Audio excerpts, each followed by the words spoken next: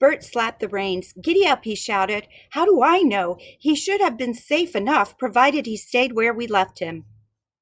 We've been gone a long time. Maybe he decided we deserted him, or maybe the slave catchers broke into the house and found him." Bert agreed with maddening calm. "It may be," was all he said. Laura stared anxiously ahead.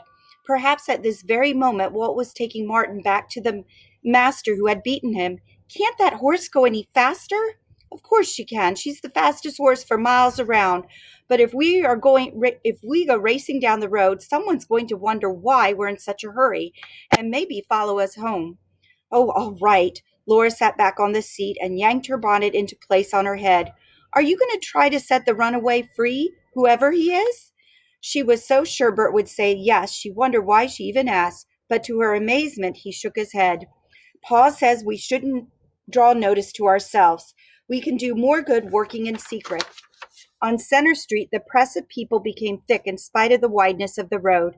Bert jumped down from the carriage and, flinging the reins to Laura, called out, "Wait here." From her vantage point on the carriage seat, Laura could see her brother pushing his way through the crowd that poured up the street to the east. Laura called out to a woman passer-by her, "Where's everyone going?" "To the Presbyterian church. They cornered a runaway slave there." The church was on Cayuga Street, not far from Joel's house. Laura pulled Sally to the side of the road in front of Mr. Josiah Tryon's tailor shop. Through the window she could see Mr. Tryon working as if nothing were going on outside.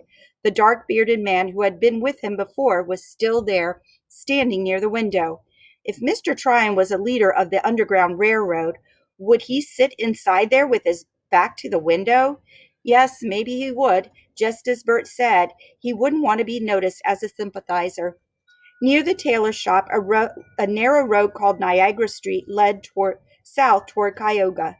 It was a small street, little more than an alleyway. The crowd was ignoring this shortcut. Only a few people broke away from the rest and ran down it. Laura hesitated only a moment. Bert had said to wait, but she had just as much right as he to find out if the captured fugitive was Martin.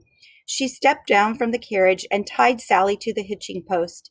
Then, with her skirt lifted above her ankles, she fled down Niagara Street. She ran until she was out of breath. Then she walked as rapidly as she could past Plain Street and on toward Cayuga.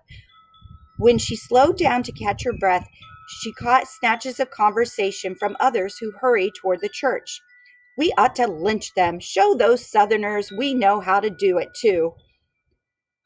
Laura looked in amazement at the speaker, a gentle-faced man with white hair hanging over his ears in a fringe.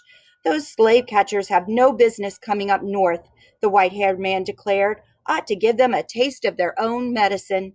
Hearing this, Laura realized he was in favor of lynching the slave catchers, not the captured slave. She set her lips firmly together. Should a person think in these days? One thing she was sure of: lynching was wrong, no matter who the victim was.